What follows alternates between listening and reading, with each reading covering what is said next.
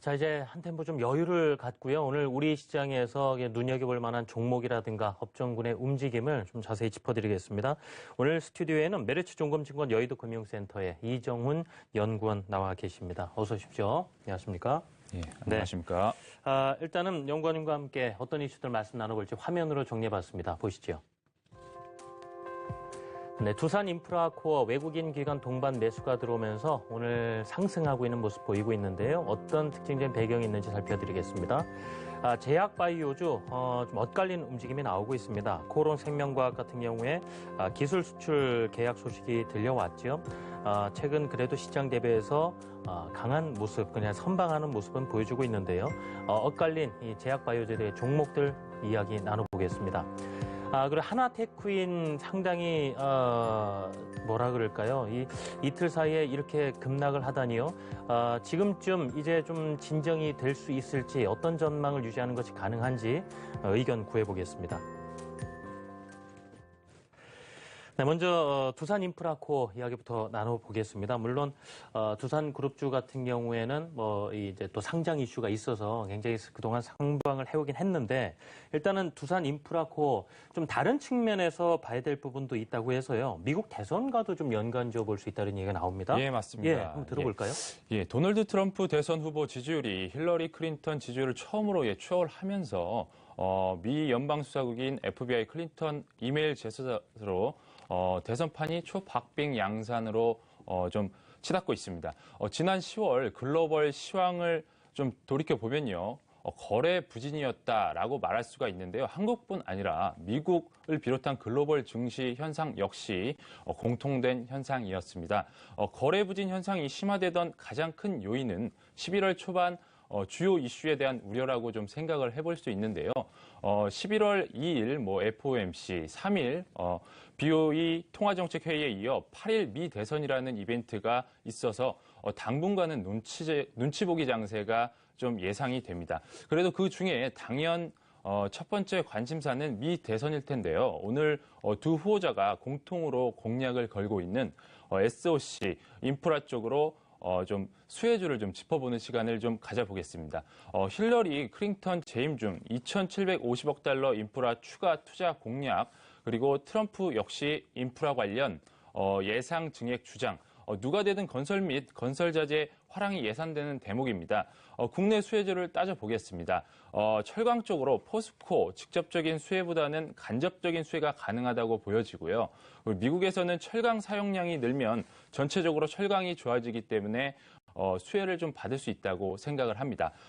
직접적인 수혜로 예상되는 두산인프라코어는 자회사 밥캐시 건설장비 수요가 늘 것으로 좀 판단을 하고 있고요.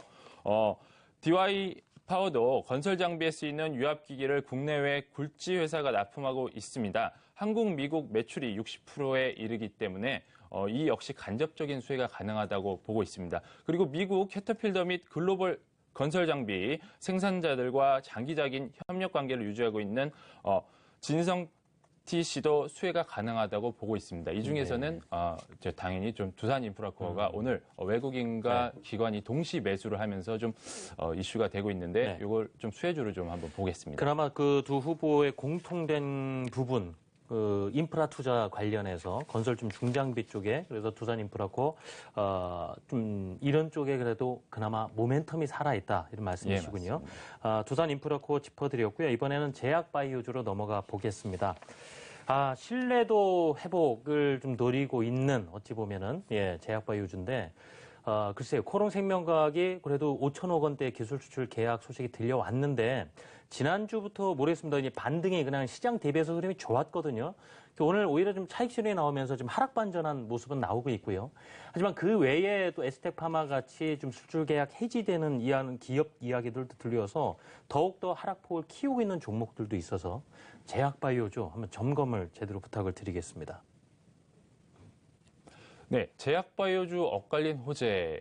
최근에 기술 이전 실패 사례가 한미약품에 의해서 유한양에서도 공출했고 전체적으로 안 좋은 상황에서 대형 3사, 한미, 유한, 녹십자, 3분기 실적도 크게 부진하고 있는 모습이 나와서 큰 조정을 받고 있는 섹터인데요.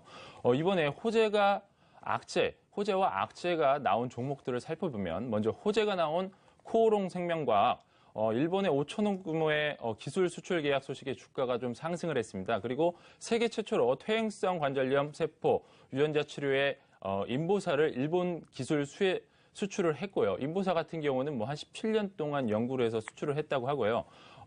JW 중해제약 같은 경우는 표적 항암, 신약 후보들 CWP291의 임상 1상 완료 소식에 좀 주가가 상승하고 있는 모습입니다. 예전에 비해 호재의 파급 효과로 나타나는 주가 상승이 약하다고는 볼 수 있지만 긍정적인 부분으로도 보여집니다. 다만 전체적인 섹터를 돌리기에는 좀 부족할 수 있다고 보고요. 아무래도 좀 시간이 필요한 부분인 것 같습니다.